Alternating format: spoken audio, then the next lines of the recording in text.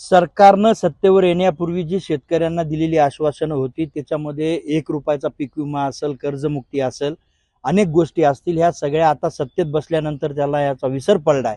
आपल्याकडे मुख्यमंत्री आणि कृषी मंत्री दोघेही येऊन गेले. म्हणजे जसं काही जखमीवर मीठ सोडून गेल्यासारखं गेलेत. आणि आणखी कुठला पंचनाम्याचा आदेश नाही, कुठं काही नाही. आणि जिल्ह्यात अंधाधुंदी कारभार चालू आहे सगळा.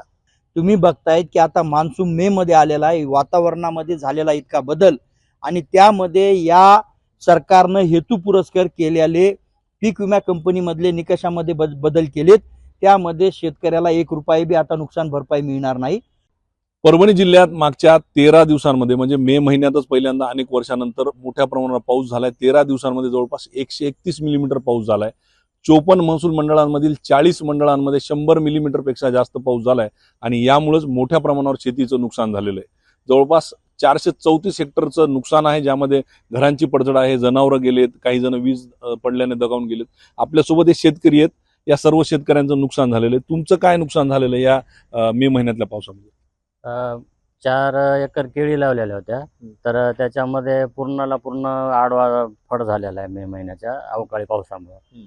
आणि ससपूर जवळला शेती आमची, तालुका परभणी. पण पंचनामे वगैरे झाले तर, पण अजून काय त्याचा हे पैशाचा असं म्हणजे विचार नाही, अजून आमचा विचार केलेला नाही. तर पूर्ण किती नुकसान आहे साधारण? कमीत कमी 22-24 लाखाचं नुकसान आहे 4 एकरचं. पूर्ण आपण रोपं घेऊन लावलेलं होतं, आपण काय गड्डे लावले नाही, केळीचे काय नाही, रोप लावलेलं होतं. जळगावून रोप आणलं, बिलं ओरिजिनल आहेत, खाता बियाचे बिलं आहेत. आणि पहिली वेळेस आहे शेती करायला, मात्र पहिली वेळेस आहे. लोकांचे उसने पैसे घेऊन आपण शेतीमध्ये उतरलो आणि पहिल्या वेळेसचा असा नुकसानीचा फटका बसला आपल्याला. तुमचं काय होतं काका आणि किती नुकसान झालंय अंदाजे? माझं 400 झाडं आंब्याचे होते. माझे पंचनामा वगैरे झालेला आहे. पण इतका माल पडला आंब्याचा खाली की पाय ठेवायला जागा नव्हता. त्याच्यामुळं लाखो रुपयाचं नुकसान झालं. 400 झाड आहेत माझे. मग आता शासनाकडे काय अपेक्षा आहे तुमची? शासनाकडून काय मदत मिळावी अशी अपेक्षा आहे. मिळाली तर बरं आहे.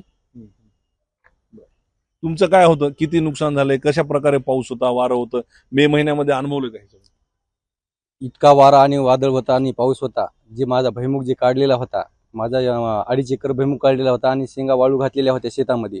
आसपास एक नाला होता आमच्या बाजूला, जे कालन गेलेलं आहे ते, तर त्या कालनमध्ये पूर्णपणे वाहून गेलेला आहे माझा भैमुख पूर्ण. कितीचं नुकसान झालं तुमचं? अंदाजे 1,30,000 रुपये झाले असेल. पंचनामा झाला नाही झाला. तुमचं काय होतं? माझा 2 एकर तीळ होता उन्हाळी, अक्षरशः कापून ठेवला होता. परंतु 1 दिवसाच्या पावसानं पूर्णपणे भिजला आणि माझं जवळपास 90 ते 1 लाख रुपयाचं नुकसान झालं. मग आता काय शासन मदतीकडे तुमची अपेक्षा आहे का? कृषी मंत्री येऊन गेलेत आपल्याकडे मुख्यमंत्री आणि कृषी मंत्री दोघेही येऊन गेले. म्हणजे जसं काही जखमीवर मीठ सोडून गेल्यासारखं गेलेत. आणि आणखी कुठला पंचनाम्याचा आदेश नाही, कुठं काही नाही. आणि जिल्ह्यात अंधाधुंदी कारभार चालू आहे सगळा. आणि वरतून काल कृषी मंत्री म्हणले की का ढेकळाची पंचनामे करायचे का? म्हणजे त्यांना लावलेल्या गॉगलमुळे त्यांना ती पिक आणि हे दिसलं नाही का, असा आमचा प्रश्न आहे. काय वाटतं, एकूण मोठ्या प्रमाणावर नुकसान आहे, पाऊस पडतोय, अजूनही वारं वादळ सुरू आहे. कृषी मंत्री येऊन गेले, मुख्यमंत्री येऊन गेले, त्यांना विचारलं आम्ही, त्यांनी सांगितलं की आम्ही धोरण तयार करतो मदतीचं. सरकारनं सत्तेवर येण्यापूर्वी जी शेतकऱ्यांना दिलेली आश्वासनं होती त्याच्यामध्ये 1 रुपयाचा पीक विमा असेल, कर्जमुक्ती असेल, अनेक गोष्टी असतील, ह्या सगळ्या आता सत्तेत बसल्यानंतर त्याला याचा विसर पडलाय. तुम्ही बघतायत की आता मान्सून मे मध्ये आलेला आहे, वातावरणामध्ये झालेला इतका बदल आणि त्यामध्ये या सरकारनं हेतू पुरस्कार केलेले पीक विमा कंपनीमधले निकषामध्ये बदल केलेत. त्यामध्ये शेतकऱ्याला 1 रुपया बी आता नुकसान भरपाई मिळणार नाही. त्या पीक विमा कंपनीचे बदल केले तर याच्यावर नाही थांबले, याच्या पुढे जाऊन आता वादळी वाऱ्यामुळे आधी नुकसान जे होणार आहे पावसामुळे, याच्यातही त्यांनी 3 हेक्टरची मर्यादा आता 2 हेक्टरवर आणली आणि जे 27,000 रुपये मिळणार होते ते आता जवळपास कमी पैसे आणलेत. 1,000 रुपयाने ती मदत कमी केली, हेक्टरहून मदत कमी केली. असा दुटप्पीपणा या सरकारचा दिसून येत आहे. आणि दुसरी गोष्ट, कृषी मंत्री अशी बेताल वक्तव्य करत आहेत. सरकारनं सुधारावं, शेतकऱ्याच्या पोरांना असं साधारण समजू नये.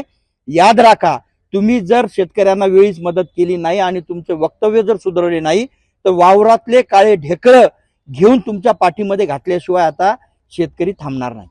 एकूणच बघायला गेलं तर मोठ्या प्रमाणावर नुकसान आहे. काही ठिकाणचे पंचनामे झालेत, काही ठिकाणचे अजून व्हायचे राहिलेत. यामुळेच एकीकडे शेतकऱ्यांना आस लागून आहे की हे जे काही नुकसान झालेलं आहे, पहिल्यांदाच मे मध्ये मोठ्या प्रमाणात नुकसान झाले, या नुकसानीची भरपाई ही शेतकऱ्यांना मिळेल.